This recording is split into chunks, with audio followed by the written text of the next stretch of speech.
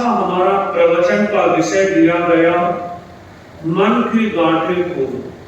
जीवन को उपहार बनाने के लिए, जीवन को वरदान बनाने के लिए, जीवन को उत्सव बनाने के लिए पहली शर्त यह है कि मन की गांठें खोलो।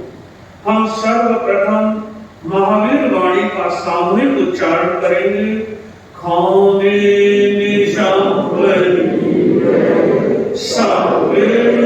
जीवा मिट्टी में शब्द हुएसु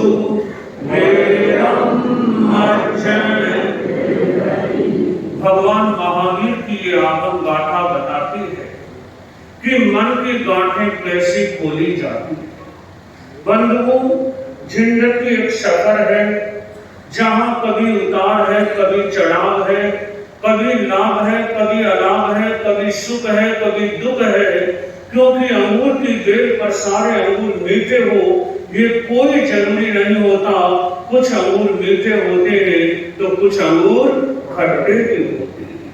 मगर जिंदगी को आनंदमय बनाने के लिए मन की गांठें खोलना जरूरी है। जब भी जीवन में उतार और चढ़ाव आए, जब भी जीवन में अन्यथा का भाव आए, तब मन में ये विचार करना चाहिए कि मैं वह यादें याद नहीं रखूंगा जो यादें मेरे लिए यातनाएं बन जाए। क्योंकि बंधुओं, जिंदगी में कुछ यादें ऐसी होती है जो यादें केवल यादें नहीं रहती है, बल्कि वह यादें यातनाएं में बदल जाती है।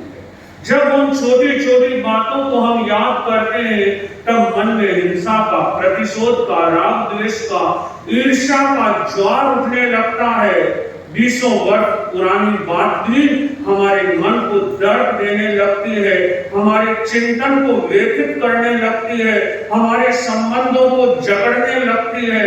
और याद रखना भूलने जैसी बातें याद है, इसीलिए संबंधों में विवाद है। हम मन की गांठें खोल सकते हैं अगर मन को सरल बनाने, मन को सहज बनाने, मन को निश्चल बनाने, मन में क्षमा की आराधना करें।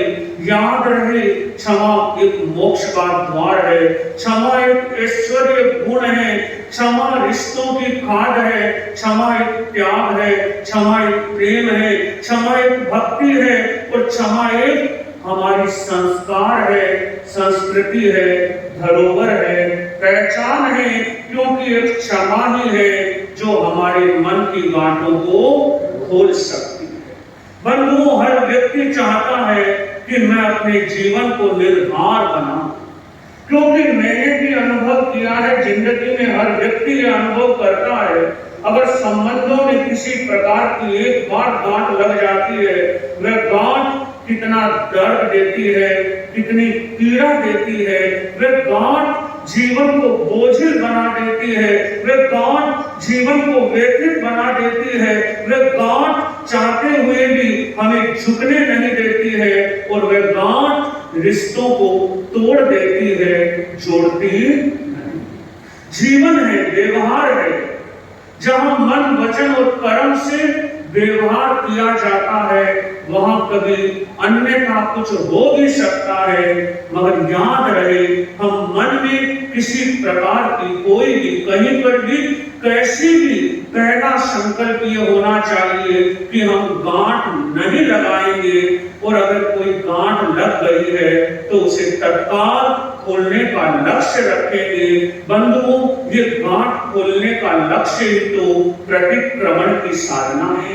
आज हम 4 ऐसे बिंदुओं पर चर्चा करेंगे जो 4 सूत्र हमें ये सिखाएंगे कि जीवन में लगी गांठ को कैसे खोला जा सकता है। जीवन में जो बातें याद नहीं रखनी, उन्हें कैसे भूला जा सकता है। मैंने देखा अधिकांश लोग आते हैं और एक समस्या रखते हैं कि मुनिश्री हमें याद नहीं रहता। हम भक्तांबर याद करना चाहते हैं, 25 बोल याद करना चाहते हैं, कल्याण मंदिर याद करना चाहते हैं, प्रतिक्रमण याद करना चाहते हैं, हम कोशिश भी करते हैं पर हमें याद नहीं रहता तब मुझे अनुभव होता है कोई व्यक्ति कितना सफेद झूठ बोलता है कि कोशिश करने पर भी मुझे याद नहीं रहता। कैसे याद नहीं रहता? 20 साल पहले किसी ने हमारे साथ कोई दुर्व्यवहार किया था, वो आज भी हमें याद है कि वो दुर्व्यवहार करते समय उसने कौन से शब्द बोले थे, कहां पर बोला था, कैसे बोला था।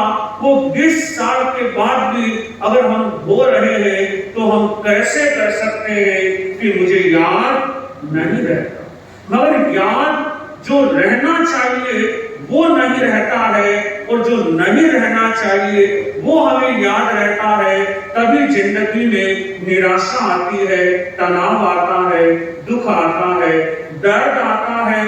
एक संकल्प ये करो कि मैं अपने दिमाग में उन्हीं विचारों को एंट्री दूंगा जिन्हें मुझे याद रखना है। हम 4 सूत्रों पर चर्चा करेंगे और वो 4 सूत्र हमें ये सिखाएंगे कि मन की गांठें कैसे खोली जाती है, कैसे भूला जाता है, कैसे फॉरगिवनेस पर कार्य किया जाता है। उसका पहला सूत्र यह है, स्वयं नियंत्रण का विकास करें। स्वयं नियंत्रण का विकास करें। मेडिकल साइंस भी ये मानता है कि हमारे ब्रेन में 2 सेंटर होते हैं, एक रिसीव करने का सेंटर और दूसरा कंट्रोल करने का सेंटर। आज रिसीविंग सेंटर तो बहुत पावरफुल बन रहा है, हम कुछ भी देखते हैं तत्काल कैच कर लेते हैं, मगर कंट्रोलिंग सेंटर मुझे ऐसा लगता है फेल होता जा रहा है कि क्या रिसीव करना है और क्या रिसीव नहीं करना। बंधुओं, जिंदगी को वरदान बनाना है, जिंदगी को उत्सव बनाना है, जिंदगी को कल्प वृक्ष बनाना है, तो मेरा ये सूत्र हमेशा याद रखना, अपना रिमोट अपने हाथ में, अपना रिमोट अपने हाथ में।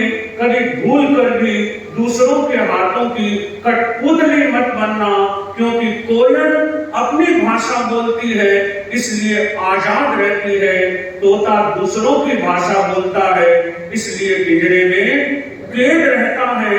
भूल कर भी दूसरों के हाथों की जिंदगी में कभी कठपुतली मत बनना कि किसी ने तुम्हारी थोड़ी सी प्रशंसा कर दी, किसी ने तुम्हारी थोड़ी सी वाहवाह कर दी, किसी ने तुम्हारे गुणगान कर दिए, तुम फूल कर गुब्बारे हो गए कि बस मेरे जैसा तो इस दुनिया में कोई नहीं है। और किसी ने तुम्हारी थोड़ी सी आलोचना कर दी, उतरती बात कर दी, तुम्हारी बात नहीं सुनी और मुंह ऐसा हो गया जैसे कोई परमानेंट शोक सभा का मेंबर नहीं है। जिंदगी में भूल से भी अपना रिमोट किसी के हाथों में मत थमाना। अपना सुख दुख, अपनी सफलता और असफलता का पैरामीटर हमेशा स्वयं के हाथ में रखना। पहला सूत्र यही है कि हम स्वयं नियंत्रण का विकास करें, और जैन आगम बताते हैं ज्ञाता दृष्टा भाव। ज्ञाता दृष्टा भाव संभवतः मैंने 2 दिन पूर्व भी प्रवचन में कहा था कि ये जैन धर्म का महत्वपूर्ण शब्द है, ज्ञाता दृष्टा भाव। यानी देखते हुए भी नहीं देखना, सुनते हुए भी नहीं सुनना, बोलते हुए भी नहीं बोलना, करते हुए भी नहीं करना, यानी किसी भी क्रिया की प्रतिक्रिया नहीं करना, ये ज्ञाता दृष्टा भाव है। और आज सबसे बड़ी समस्या यह है कि व्यक्ति एक शब्द बोलता है और 4 शब्दों की प्रतिक्रिया करता है। हमारी साधना का लक्ष्य क्या होना चाहिए? भाव क्रिया, कि मैं अपनी आत्मा में रमण करूंगा और प्रतिक्रिया से मुक्त रहूंगा। आखिरकार ये प्रतिक्रिया क्या है? जो 5 इंद्रियों के 23 विषय। जैसे मैंने सुगंध ली तो 2 विषय प्रतिक्रिया हो सकती है कि ये सुगंध है या दुर्गंध है। मैंने जीभ पर एक बूंद ली, 5 तरह से प्रतिक्रिया हो सकती है कि ये तिक्त है, कटु है, कषाय है, आम्ल है, मधुर है। और भाव क्रिया है कि करते हुए भी नहीं करने का अभ्यास, आत्मस्थ रहने का अभ्यास। हमारे धर्म संघ के बड़े प्रसिद्ध संत हुए मुनिश्री मगनलाल जी स्वामी, वो एक सुंदर दोहा फरमाते थे कि साधु को इस दुनिया में कैसा रहना चाहिए, साधु की जीवन शैली कैसी होनी चाहिए। व्यवहार के धरातल पर वो कहते थे, काना सुनना आंख देखना, काना सुनना आंख देखना, मुख से कुछ नहीं कहना, कहे गुरु सुन चेड़ का, जग में इनगिद रहना। यानी हम दुखी कब होते हैं, हम परेशान कब होते हैं, जब हम क्रिया की प्रतिक्रिया में उलझ जाते हैं, छोटी छोटी बातों में उलझ जाते हैं। और याद रखना, दिल में अगर छोटी छोटी बातें रहती है, दिल में अगर छोटी छोटी बातें रहती है, तो वह बड़े से बड़े रिश्ते को भी एक दिन कमजोर कर। पहला सूत्र, स्वयं नियंत्रण का विकास करें। दूसरा जो सूत्र है वो आज के संपूर्ण प्रवचन का सार है। बड़ा पुराना फिल्मी एक गीत था, छोड़ो कल की बातें, कल की बात। कितना सुंदर ये भाव है कि बीती ताही विसार दे, आगे की सुधि ले, जो बनी आवे सहज में, ताही में चिते। कि जो बीत गया है, कल को कल रहने दो, क्योंकि कल भूत है, और अगर भूत को पकड़ोगे तो वह तुम्हें भूत बनाकर ही मानेगा। जीवन है, कभी कोई कुछ कह भी सकता है, कभी कोई कुछ सुन भी सकता है, कभी कोई मेरे विपरीत बात भी हो सकती है, मगर जो हो गया उसे भूल जाओ। Forget and forgiveness. अपने दिल में, अपने मन में उन बातों को रखकर अपने जीवन को भारी और बोझिल नहीं बनाए। बंधुओं, आपने देखा होगा ना, एक दीमक होती है, दीमक जिसके लग जाती है उस लकड़ी को वह दीमक खा जाती है। एक कीड़ा होता है, और वह कीड़ा जब किसी तने पर, किसी पेड़ पर लग जाता है, वह उस पेड़ का समूल नाश कर देता है। उसी तरह से कोई नकारात्मक बात अगर हमारे दिल में बैठ जाती है, तो वह नकारात्मक बात हमारे जीवन की सारी योग्यताओं को, सारी सफलताओं को, सारी प्रतिभाओं को जलाकर राख कर देती है। याद रहना चाहिए, सकारात्मकता का शय जीवन को स्वर्ग बनाता है, और नकारात्मकता का नए जीवन को नरक बनाता है। छोड़ो कल की बातें, कि जो कुछ हो गया है उसे आप भूलते जाओ, मुस्कुराकर बात को नजरअंदाज कर दो, क्योंकि जिंदगी आसान नहीं होती, आसान बनाना पड़ता है, कभी अंदाज से तो कभी नजरअंदाज से। मुझे याद है, श्रद्धेय शासन गौरव मुनिश्री राकेश कुमार जी स्वामी फरमाते थे कि कुछ बातों को याद रखना धर्म है, कुछ बातों को याद रखना धर्म है, और कुछ बातों को भूल जाना धर्म है। जो आचार्य भिक्षु ने पुस्तक लिखी, सीर की नवबाड़, सीर की नवबाड़, यानी आपने खेत को देखा होगा, खेत के चारों ओर एक बाड़ होती है, वो बाड़ पशुओं से खेत को बचाती है। उसी तरह से साधु जीवन में ब्रह्मचार्य की सुरक्षा के लिए आचार्य भिक्षु ने भगवान महावीर की वाणी पर आधारित एक पुस्तक लिखी, जिसका नाम था सीर की नवबाड़। और उसमें उन्होंने छठी जो ढाल लिखी, छठा जो शब्द था वो था स्मृति संयम। बचपन में मुझे समझ नहीं आया, बचपन में यही सुना था कि ग्राफ्टिंग पावर कैसे बढ़े, मेमोरी पावर कैसे बढ़े, मैं क्या खाऊं, क्या प्रयोग करूं कि मेरी स्मृति तेज हो, मगर वहां पड़ा स्मृति संयम, कि अपनी यादों का भी संयम करो, क्योंकि कुछ कुछ यादें भी ऐसी होती है जो हमें जीवन में भटका सकती है, कुछ यादें भी ऐसी होती है जो हमारे फिसलन का कारण बन सकती सकती है, कुछ यादें भी ऐसी होती है जिनसे हम नए कर्मों का बंधन कर सकते हैं। मुझे समझ नहीं आता व्यक्ति पुरानी बातों को याद करके क्यों दुखी होता है। मैं आपको अगर एक शानदार चुटकुला सुनाता हूं, मेरा विश्वास है आप खिलखिलाकर हंसेंगे। अगर मैं दूसरी बार वापस वही चुटकुला सुनाता हूं, संभवतः आप उतने नहीं हंसेंगे। तीसरी बार अगर मैं वापस वही सुनाता हूं, संभवतः आप बिल्कुल भी नहीं हंसेंगे। और चौथी बार जब वही चुटकुला मैं आपको सुनाता हूं, हो सकता है आपके चेहरे पर गुस्से का भाव आ जाए।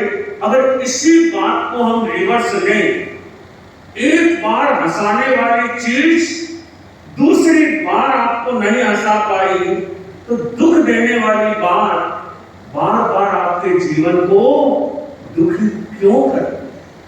हमें जीवन को उन्नत बनाना है, हमें जीवन को विशाल बनाना है। और विवेक युक्त हास्य से अगर कहीं भी दुराव है, कहीं भी दरार है, विवेक युक्त हास्य से उस दुराव और दरार को हमें खत्म करना है। समझदार वो होता है जो झुकने की कला जानता है। एक दादा और पोता थे, दोनों साथ में रोज भोजन करते। अब दादा और पोता जब भोजन करते, एक दिन पोते ने दादा को फोन किया कि दादा आते हुए मार्केट से मेरे लिए चॉकलेट लेकर आ। दादा थोड़ा टेंशन में था और लाना भूल गया। और जब उस बच्चे को चॉकलेट नहीं मिली तो वह बच्चा बोला कि दादा आज मैं आपके साथ में खाना नहीं खाऊंगा। और 10 मिनट के बाद जब भोजन का समय हुआ, दादा ने आवाज लगाई और पूछा कि आज तुम मेरे साथ भोजन नहीं करोगे? वो लड़का बोला नहीं दादा, आपने मेरा काम नहीं किया, आज मैं आपके साथ भोजन नहीं करूंगा। वह दादा बोलता है क्या मैं तेरे साथ में भोजन कर सकता हूँ? बोला हाँ, आप मेरे साथ भोजन कर सकते हो, मगर मैं आपके साथ भोजन नहीं कर। ये जो छोटे छोटी सोच है ना, ये सोच ही उन्नत बनकर जिंदगी का रूपांतरण कर देती है। एक पति पत्नी की बहुत पुरानी कहानी है। तो दोनों बैठे थे, शादी होती है तब तो ऐसा ही लगता है कि जिंदगी रंग भूमि से कम नहीं है। शादी होती है तब ऐसा लगता है जिंदगी रंग भूमि से कम नहीं है, मगर थोड़े दिनों में ही पता चल जाता है कि ये रंग भूमि नहीं है, रण भूमि ज्यादा है। अब दोनों में थोड़ा टकराव हुआ और सबसे बड़ी विडंबना मैं मानता हूं।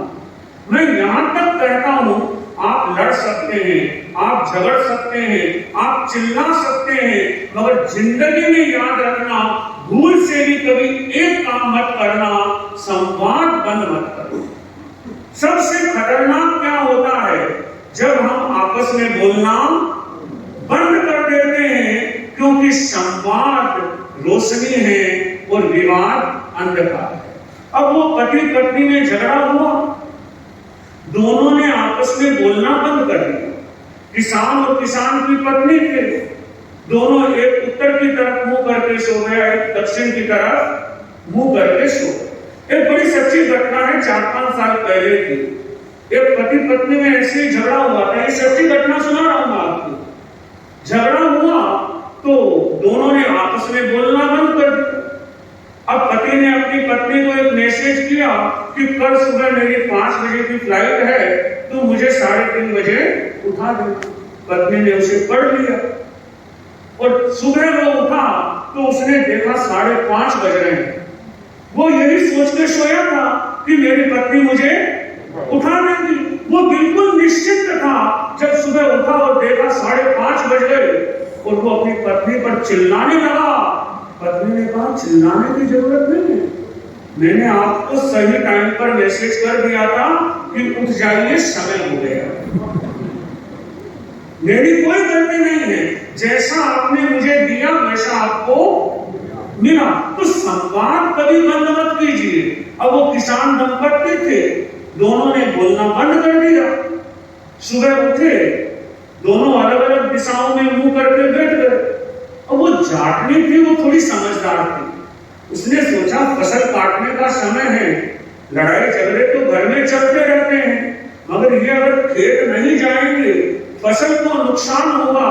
मगर अहंकार आदमी को झुकने नहीं देता। अहंकार मैं अधिकांश कहता हूं, एक शब्द है अक्कड़। अक्कड़ जब आप लिखते हैं ना, अक्कड़ में कोई मात्रा नहीं होती है, अक्कड़ लिखने में मात्रा नहीं होती है, मगर हर व्यक्ति के अंदर वो किसी न किसी मात्रा में जरूर होता। अब जाटनी ने सोचा और उसने दीवार की तरफ मुंह करके कहा, लोग चाया लावणी, लोग क्यों नहीं जा रहे? कि लोग खेतों की ओर जा रहे हैं, ये यहीं पर बैठे हैं। किसान का मुंह दूसरी तरफ था। वो बोला, लोग चाया खाए पीड़ लोग की न खाए, कि लोग नाश्ता करके जा रहे हैं, हम तो सुबह से भूखे बैठे हैं, अभी तक नाश्ता लगा भी नहीं। अब जाटनी वापस बोली, पुराना जमाना था कि छींकर पड़ी राबड़ी उतार क्यों नहीं ले? पुराने जमाने में ऊपर रखते थे कि ऊपर राबड़ी पड़ी है, आप उतार कर खा लीजिए। अब आप उस किसान की समझदारी देखिए। किसान कहता है हंसते हुए, अब मैं आपका बोलिया चारा भाई क्यों नहीं देते? जब अपन दोनों बोल ही गए तो तू अपने हाथ से ही परोस दे। बंधुओं, कई बार दिल को विशाल बनाना होता है, दिल को उदार बनाना होता है, अपनी सोच को बड़ा बनाना होता है। याद रखना, एडी की मोच और छोटी सोच जिंदगी ने चाहकर भी आपको आगे नहीं बढ़ने देगी। तो दूसरा सूत्र, मन की गांठें कैसे खोले?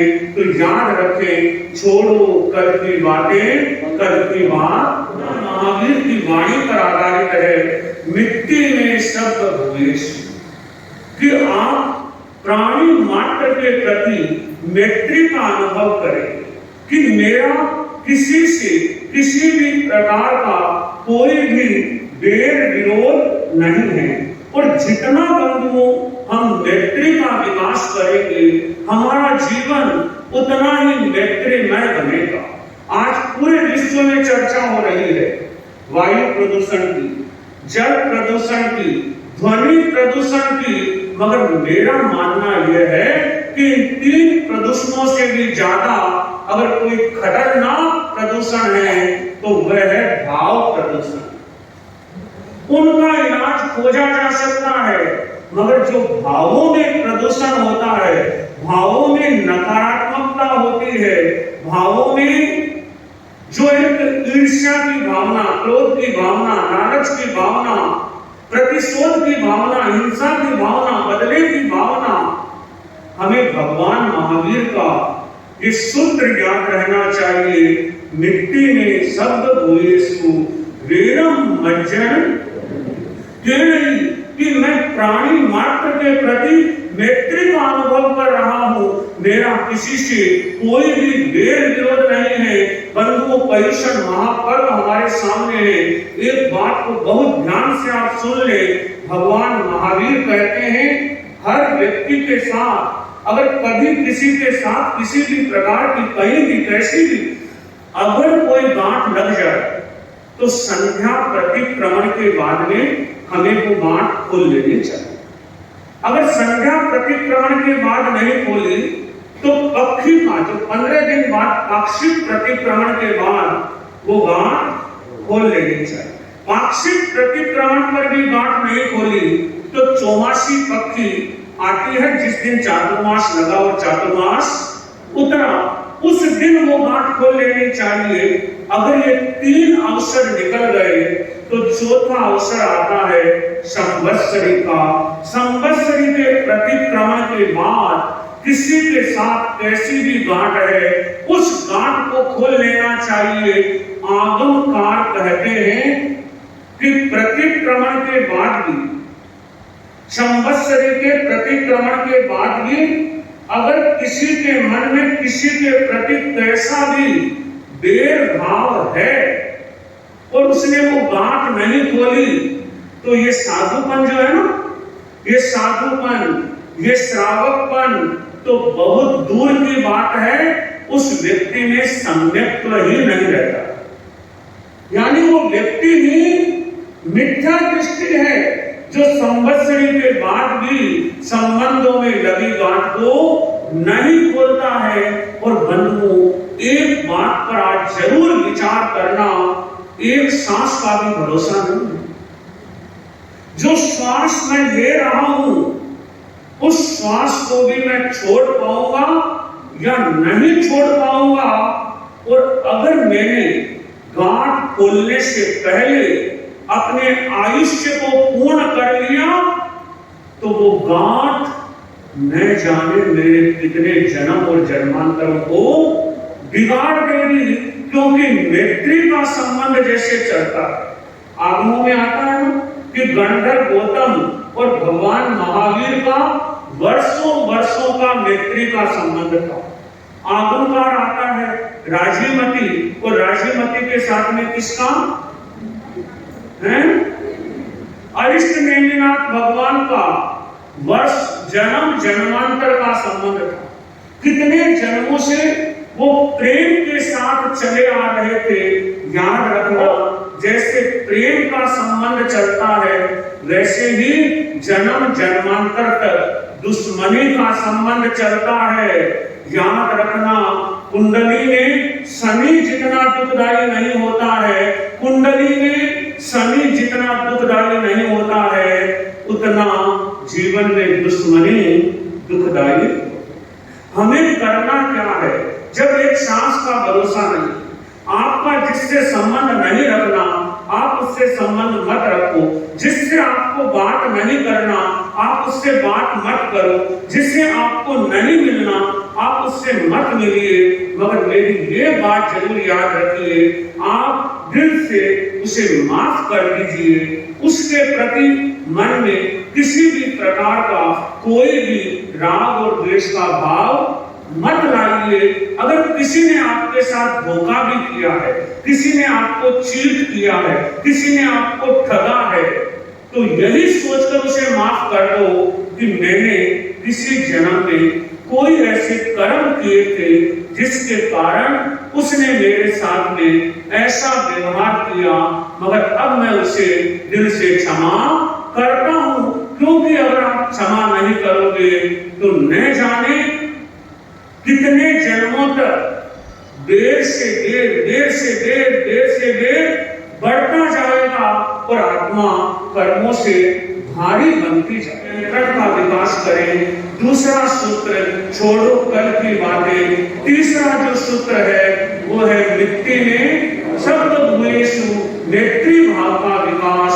और जो चौथा सूत्र है वो है जो हुआ सो अच्छा।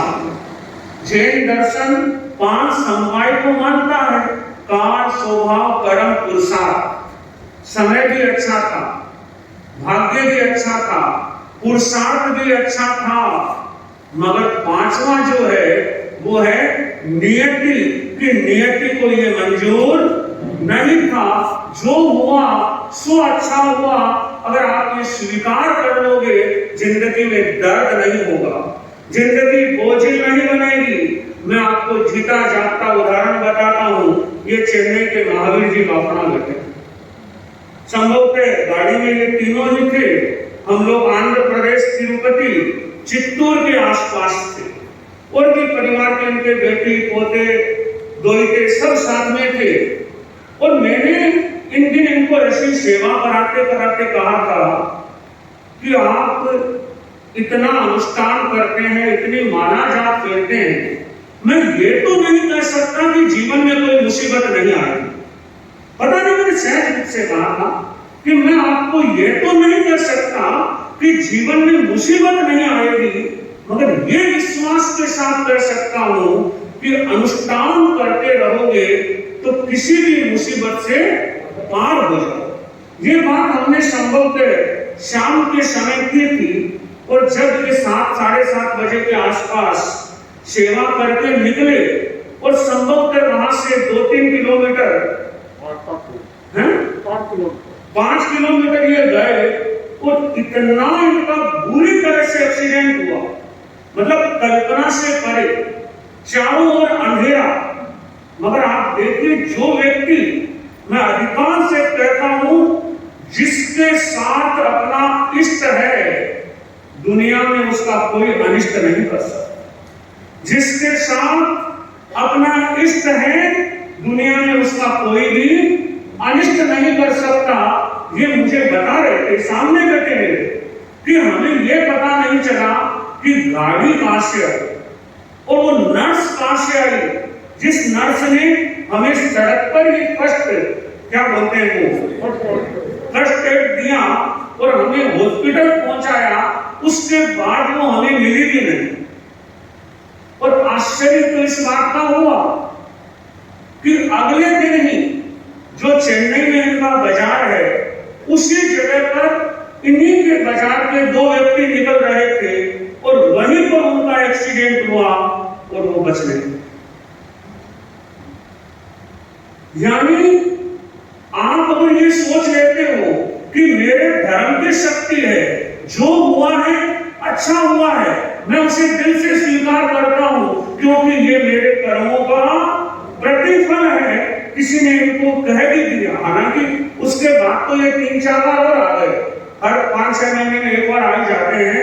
तो किसी ने इनको ये कह दिया कि आप 18 किलोमीटर से रोज प्रवचन सुनने जाते हैं, क्योंकि हमारा जहां चातुर्मास था वहां से लगभग आना जाना मिलाकर 35-36 किलोमीटर आना जाना, और रोज का इनका प्रवचन में चातुर्मास में आना। तो किसी ने इनको कह दिया कि महावीर जी वहां सुधाकर मुनि के वहां रोज जाते हो, क्यों इस साधु संतों धर्म चक्कर में पड़ते हो, देख लो क्या हालत हुई है। मगर इन्होंने बड़ा सकारात्मक उत्तर दिया, हो सकता है मैं जाता हूं तब मेरा परिवार बच गया, अगर नहीं जाता तो न जाने क्या। सकारात्मक सोच होनी चाहिए आदमी की कि जो हुआ अच्छा हुआ, इतना ही हुआ। तो बंधुओं, आज हमने विषय पर चर्चा की कि छोड़ो कल की बातें और मन की गांठें खोलो। और बंधुओं, जब मन की गांठें खोलेंगे जिंदगी उपहार बन जाएगी, जिंदगी वरदान बन जाएगी, जिंदगी उत्सव बन जाएगी और आपका चेहरा सदैव खिलता रहेगा, मुस्कुराता रहेगा। आप हर हाल में प्रसन्न रहेंगे, मस्त रहेंगे।